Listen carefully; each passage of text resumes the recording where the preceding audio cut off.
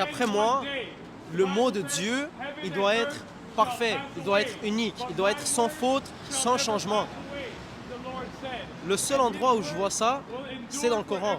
Parce que c'est la même version depuis tout le long. T'es sûr? Oui, Comment tu sais? je le sais. Comment? Est-ce que tu as des preuves? Si tu veux me dire le contraire, je suis ouvert à entendre le contraire. Si on examine les manuscrits les plus anciens qu'on a disponibles aujourd'hui, il y en a un en Londres. Ça s'appelle le manuscrit de Birmingham.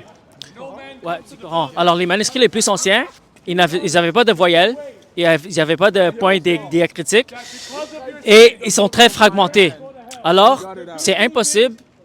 Premièrement, c'est impossible que les versions du Coran aujourd'hui sont les mêmes qu'avant. Si on examine les manuscrits elles-mêmes, okay, on peut examiner physiquement les manuscrits et on peut voir qu'il y a des milliers de variations. Avec le Coran d'aujourd'hui, comme les variations de mots, les variations de phrases, les différents ordres de chapitres, il y a plein de variations. Et même si on examine les traditions... Les mots elles-mêmes n'ont pas changé de définition ni de contexte. Tu peux trouver des lettres qui ne sont pas à la même place, mais la compréhension et la lecture est la même parce que c'est la langue arabe. La langue arabe est différente de cette langue. La langue arabe, quand le Coran a été écrit, elle était quelconque que tu avais des mots qui n'existaient pas dans la langue arabe, mais une fois parlés par peu importe qui, la compréhension était là, tu peux le comprendre. Moi, je parle perse, c'est une langue qui est presque pareille à l'arabe, pas du tout pareil en termes de parler, mais les lettres sont pareilles. Et ça fait du sens pour moi quand tu me dis qu'ils ont inventé un mot, inventé un mot que quand tu l'entends, tu sais qu'est-ce que ça veut dire. C'est pour ça que la langue arabe est différente de la langue anglaise ou la langue grecque ou l'hébreu. Est-ce que tu connais... Jésus lui-même appelait Dieu Allah dans sa propre langue, armaïque. Allah, c'est pas Dieu en amérique. Il a dit Eloi, Eloi. Alors, c'est ça, ça veut dire Dieu. Ouais, c'est ça. C'est écrit pareil, c'est différentes façons de le prononcer, mais... Ça veut dire Dieu. Ouais, OK. Alors, c'est pas un argument, mon ami. Parce que Eloi, ça veut dire Dieu. Allah veut dire Dieu, alors c'est pas un argument. Mais est-ce que tu sais comment le Coran a été transmis? Tu connais l'histoire de comment le Coran a été transmis? À peu près. Est-ce que tu es au courant que Uthman, le troisième calife, a brûlé des variations du Coran et a choisi un seul standardisation? Justement, pour empêcher la corruption. Alors, ça nous montre qu'il y avait la corruption.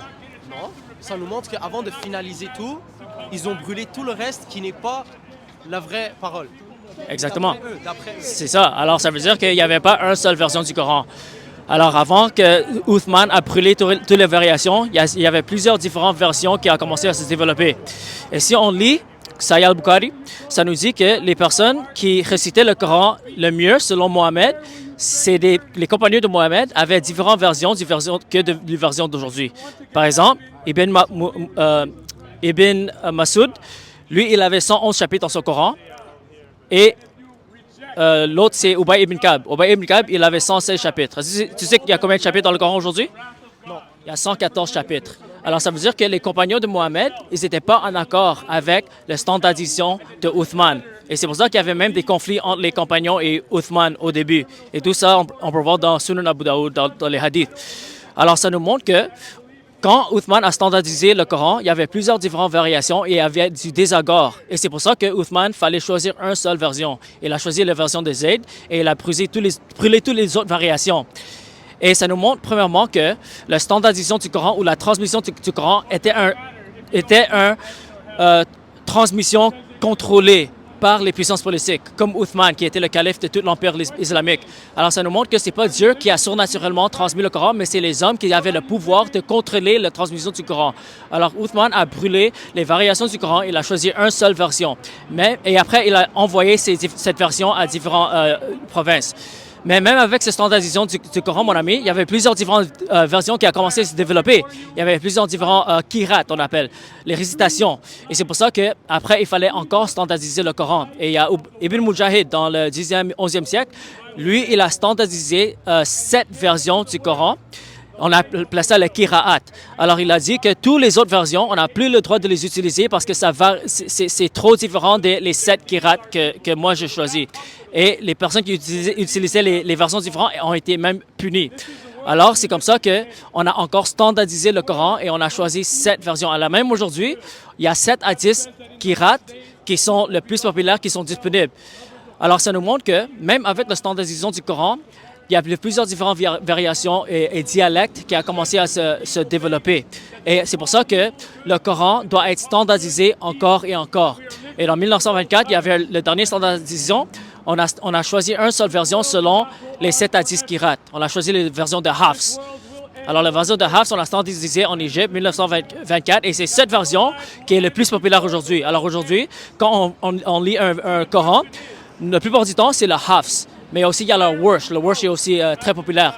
Mais c'est 2 versions qui ont été standardisées par Ibn Mujahid. Et ça, c'est 2 versions parmi beaucoup de versions. Et même aujourd'hui, on peut trouver des trentaines de différents Corans. Alors, ça nous montre que cette narrative qu'il y a seulement une seule version, que le Coran n'a jamais été changé et ça a été préservé par Dieu, c'est absolument faux. Ça peut être désapprouvé par les sources islamiques. Alors, ça, c'est pas un argument pour l'islam, mon ami. Ok, ça marche.